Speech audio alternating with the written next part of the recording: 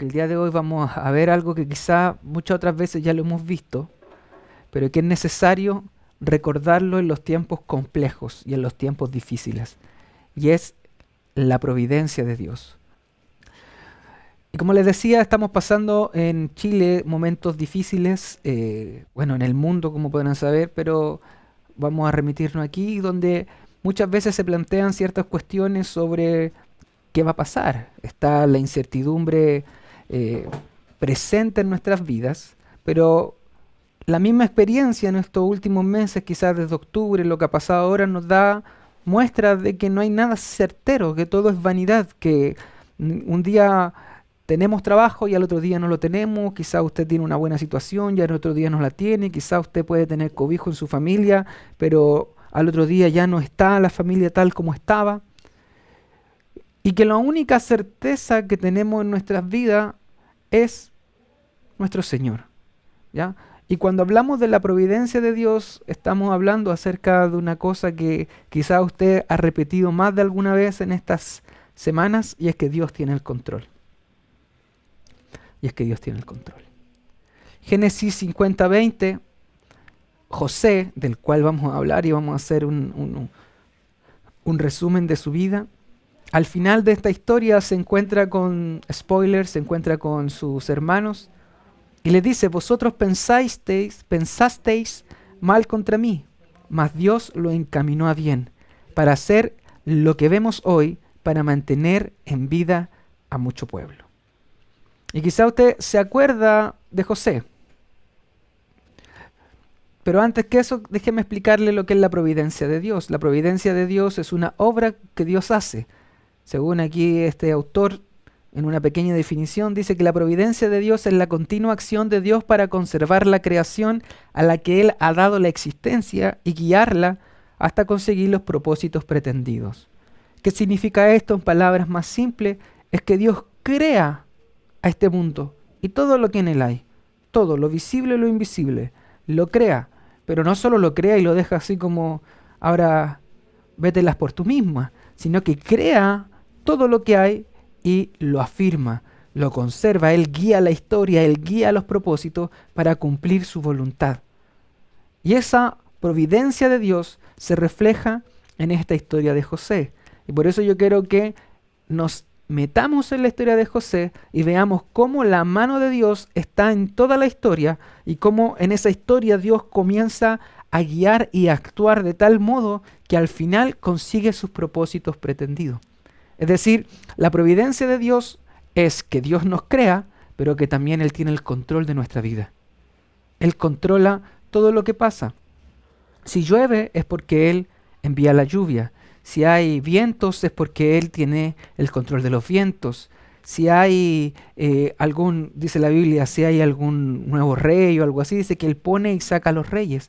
Es Él el que hace y el que tiene el control de la historia. No es un Dios que esté lejano ahí arriba y que diga, me da lo mismo lo que hagan los seres humanos, no me importa, sino que es un Dios que se involucra. Se involucra en la historia de los hombres, se involucra en sus necesidades, se involucra en sus peticiones. Los milagros también son una obra de la providencia de Dios, es decir, cuando ocurre un acto milagroso es porque Dios se ha involucrado en esto. Que usted esté hoy escuchando esto a través de internet es porque de algún modo los hilos de las circunstancias y de la historia que está alrededor de su vida y lo que ha pasado lo ha llevado a que hoy esté usted escuchando esto. Eso es la providencia de Dios. Dios crea, pero también sostiene, mantiene y guía la historia y guía todo lo que creó para conseguir sus propósitos. Y como ya les dije, vamos a ver esto en la historia de nuestro amigo José.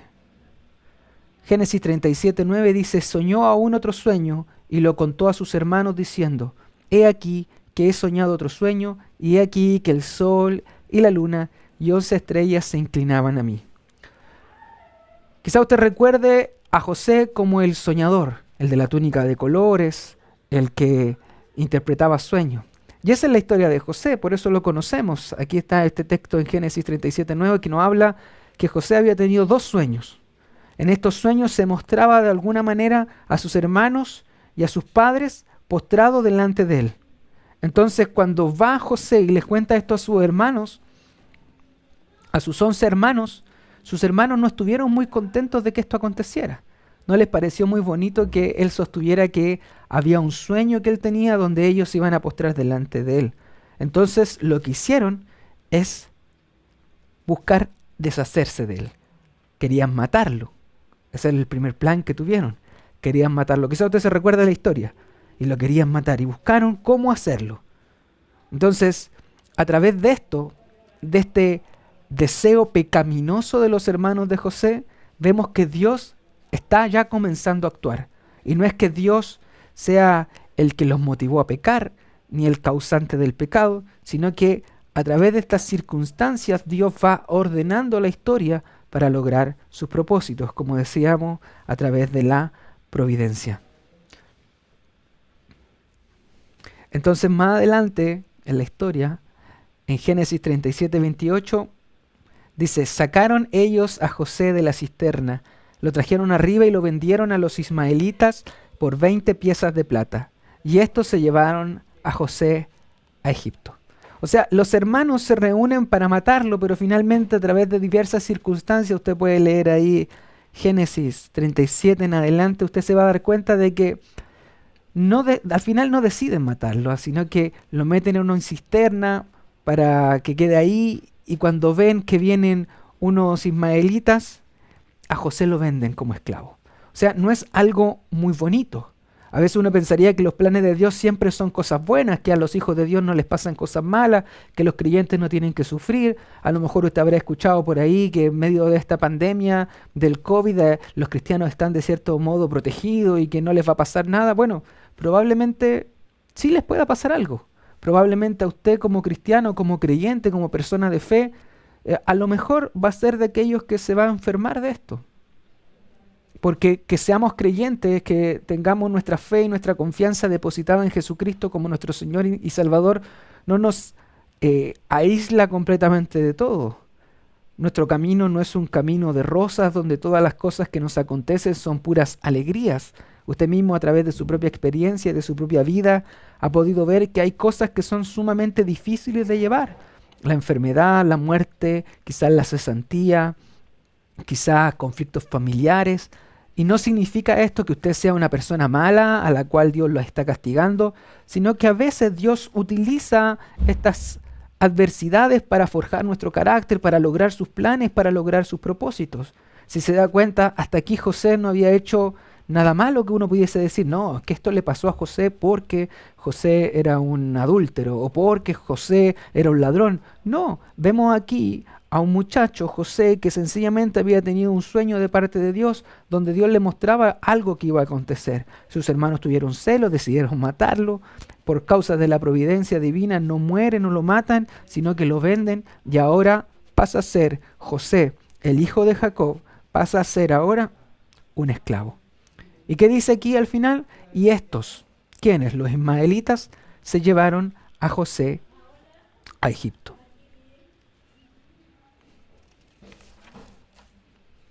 Veamos la siguiente. Entonces, cuando él estaba en Egipto, fue comprado por un hombre llamado Potifar. Y lo compró como siervo, como su esclavo, y lo tuvo ahí en su casa. Y José no reclamó, no dijo, oh, yo tenía una vida ya con mi papá, Jacob, teníamos grandes animales, teníamos de todo, yo era el menor de los 12 hijos, y voy a hacer las cosas a regañadientes, no puede ser, ¿cómo se le ocurre a Dios mandarme aquí? Si yo era fiel, yo temeroso de Dios, ¿cómo se le ocurre hacerme un esclavo? No, dice que Potifar hacía yo José gracia en sus ojos y le servía. ¿A quién? A Potifar. Y Potifar le hizo mayordomo de su casa y entregó en su poder todo lo que él tenía. Es decir, en medio de esta aflicción, en medio de estas circunstancias, de esta incertidumbre, de estos problemas, en medio de estas dificultades, José nunca renegó de Dios y en más hizo todo con excelencia, tanto así que el nuevo dueño, por así decirlo, le entregó todo el poder que podía tener como mayordomo. Entonces hasta aquí uno podría decir, wow, la historia espectacular. La historia termina de una manera como debiesen terminar todas las películas de Hollywood, es decir, ya este muchacho que pasó por aflicciones, que lo vendieron, que casi lo matan, que era esclavo, pero ahora al fin pasa a ser el mayordomo de la casa de alguien que tenía mucho poder. Aquí pareciese ser que, claro, Dios lo bendijo, aquí estamos y ahora que salga los créditos y final. Pero no es así, porque aunque parece que las cosas van un poco bien, no fue así. ¿Por qué? Porque después la historia continúa. No termina aquí, continúa un poquitito más y vamos a ver que la esposa de Potifar mintió para acusar a José de un pecado que él no había cometido. ¿Y qué pasa? En Génesis 39 más adelante, la esposa de Potifar dice, el siervo hebreo que nos trajiste vino a mí para deshonrarme. Y cuando yo alcé mi voz y grité, él dejó su ropa junto a mí y huyó fuera. ¿Qué pasó con este hebreo? Este hebreo probablemente era una persona atractiva, no sabemos. La apariencia no nos dejaron ninguna foto, ningún video, ninguna caricatura, nada de José. Es parte de nuestra imaginación lo que pudo acontecer con él. Pero había una mujer, la esposa de Potifar, que quiso tomarlo para sí. José, frente a esto, huye para no caer en este pecado y deshonrar a su jefe, a su amo. Huye y luego es inculpado por la mujer diciendo que era la mujer, o sea, diciendo que José era quien quería deshonrar a la mujer. Es decir, lo estaban acusando injustamente de abuso, inclusive de intento de violación, por así decirlo.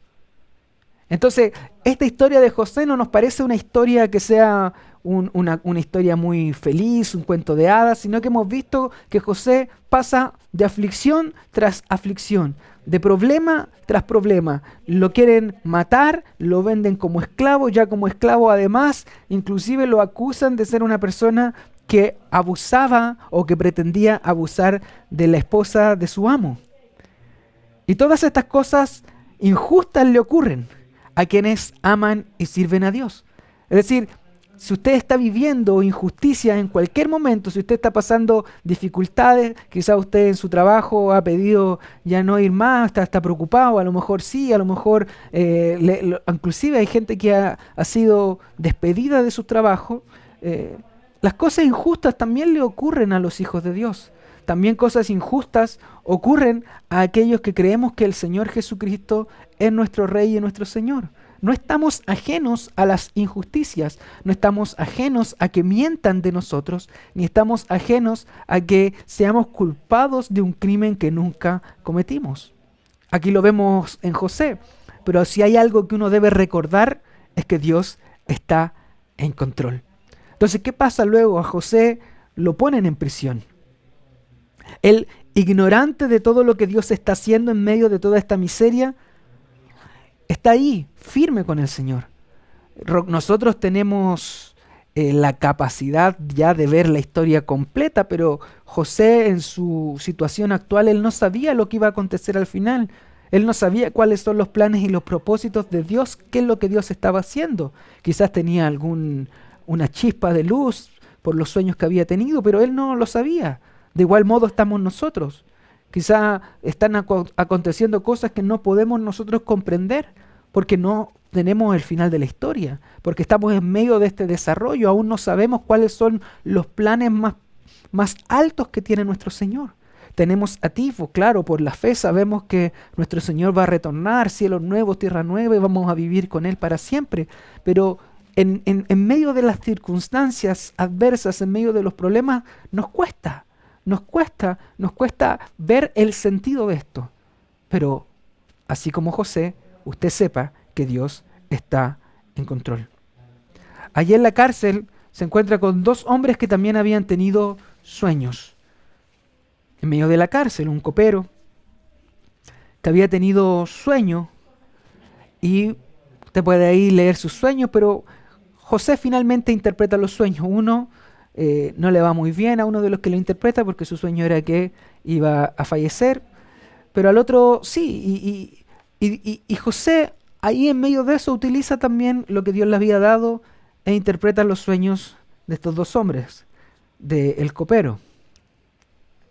Y entonces, luego de esto, luego de que le interpreta en cárcel, hermano, imagínese, fue intento de asesinato de su hermano. Finalmente lo venden como esclavo. Luego levantan calumnias contra él y lo llevan ahora a la cárcel. Ahí en la cárcel interpreta estos sueños, para que hagamos un resumen, y le dice al copero: acuérdate pues de mí cuando tengas ese bien, y te ruego que uses conmigo, de misericordia, y hagas mención de mí a Faraón, y me saques de esta casa. Ahí en Génesis 40:14. Es decir, le pide al copero que interceda por él cuando tenga la posibilidad delante de Faraón, para que pueda salir de esa prisión. ¿Qué pasa más adelante? Pasan 2 años. 2 años, hermano. O sea, injustamente está José en la cárcel por 2 años. Pasan estos 2 años y el copero escucha de un sueño que tiene Faraón. Faraón había tenido ese sueño famoso de las vacas gordas y las 7 vacas flacas. Y este copero se acuerda de ese joven hebreo que había interpretado su sueño. Faraón había mandado a llamar a casi todos los sabios que tenía a su alrededor y nadie había sido capaz de interpretar el sueño de Faraón. Entonces va este copero y le dice, luego de 2 años, hermano, 2 años José estuvo en esa cárcel. Le dice, ¿sabe que yo me recuerdo de un joven que hace 2 años interpretó un sueño que yo tuve? Entonces lo mandan a buscar. Entonces Faraón, dice aquí Génesis 41:15, va y le dice a José, yo he tenido un sueño y no hay quien lo interprete, mas he oído decir de ti que oyes sueños para interpretarlo. O sea, la historia de José continúa, de ser el que lo querían asesinar, pasó a ser el esclavo, luego pasó a ser el prisionero y ahora está en un momento decisivo. Está delante del hombre más poderoso de Egipto. Está delante de Faraón, el cual le está pidiendo ahora que interprete un sueño.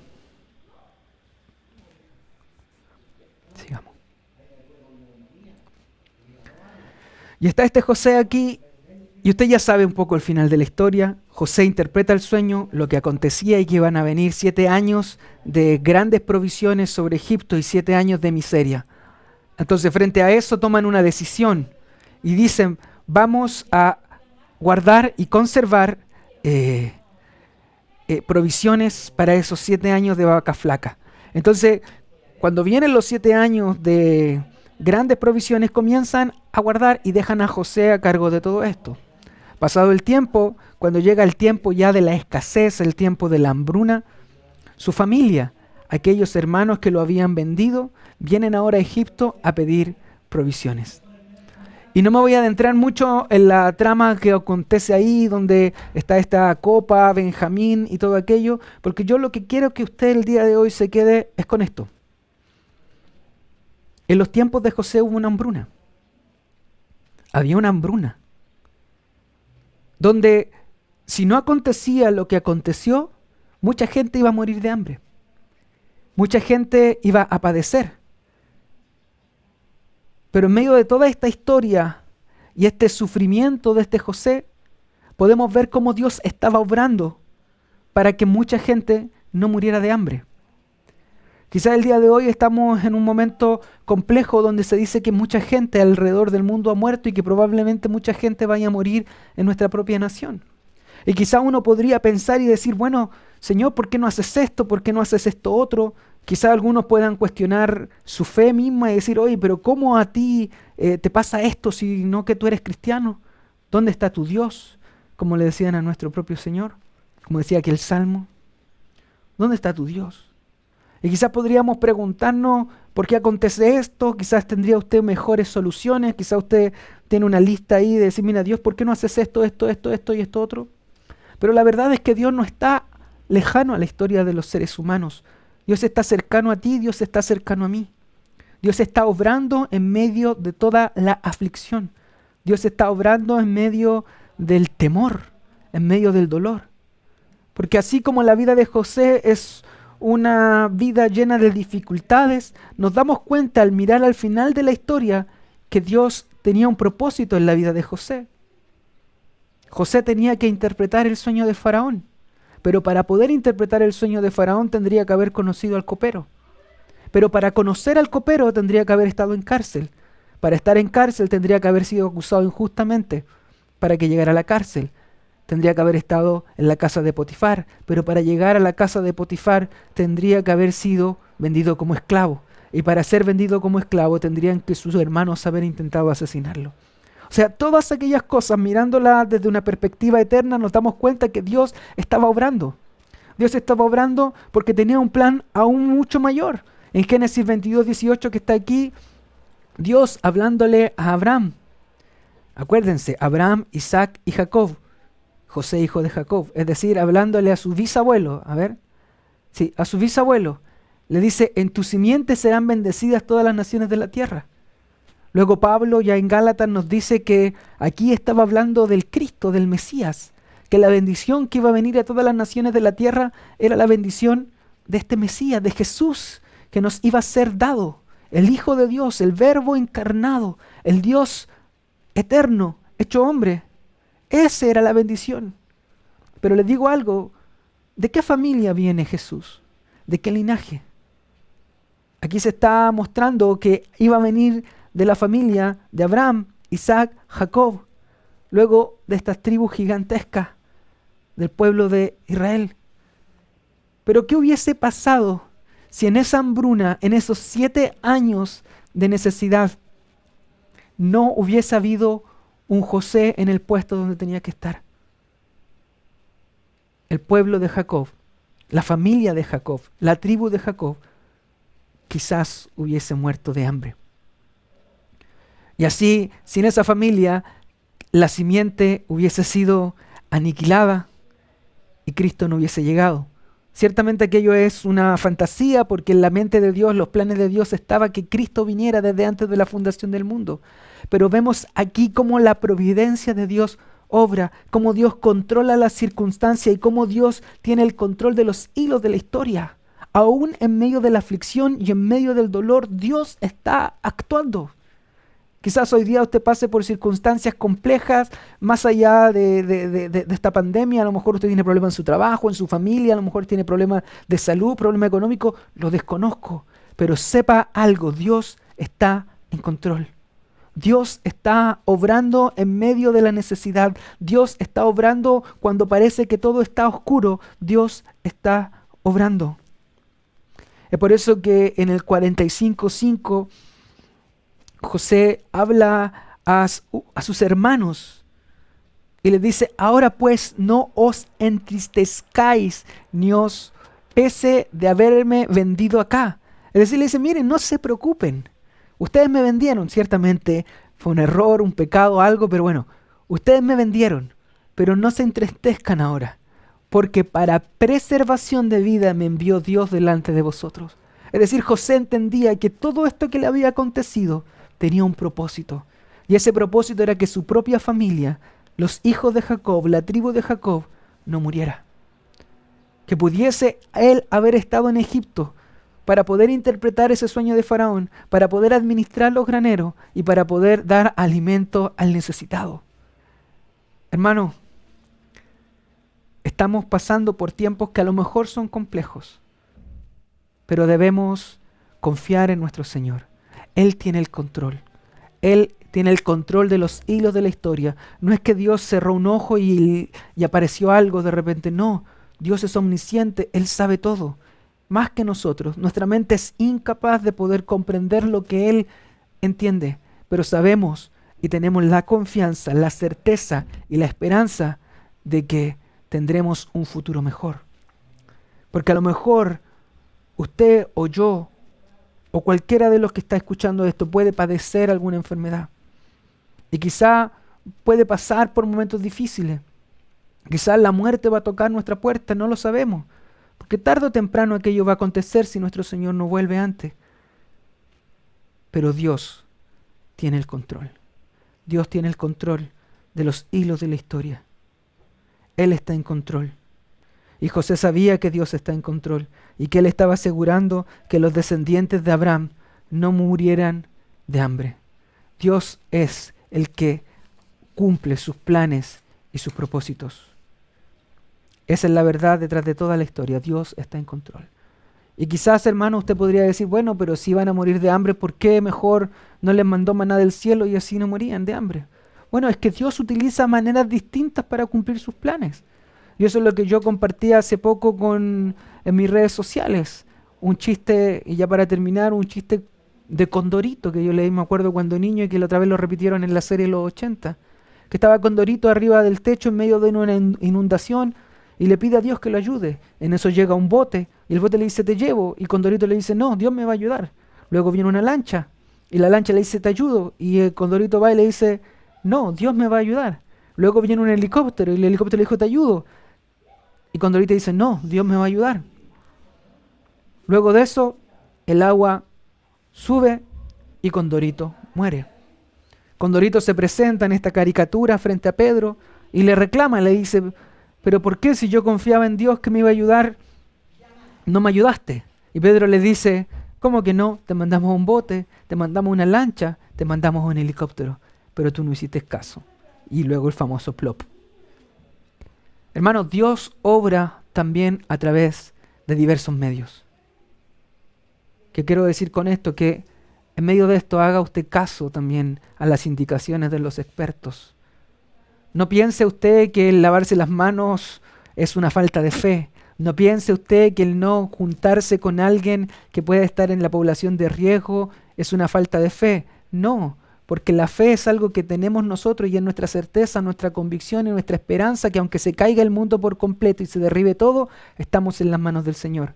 Pero Dios también obra de esa manera. En otro momento, con el pueblo de Israel en Egipto, Dios mandó maná del cielo. Pero en este momento, en la historia de José, Dios decidió, por medio de Faraón y por medio del granero, surtir los alimentos para que la casa de Jacob no padeciera ni muriera. Así que las circunstancias actuales, hermanos, son solo temporales. Más temprano que tarde Dios levantará a su pueblo, el dolor se acabará, el llanto terminará y toda adversidad quedará atrás. Esa es nuestra esperanza. Aun si la muerte toca nuestra puerta, podemos confiar en nuestro Señor Jesús, porque Él venció a la muerte y nosotros vencemos en Él. Y como dice Romanos para terminar, ni lo alto ni lo profundo, ni ninguna otra cosa creada nos podrá separar del amor de Dios que es en Cristo Jesús, Señor nuestro.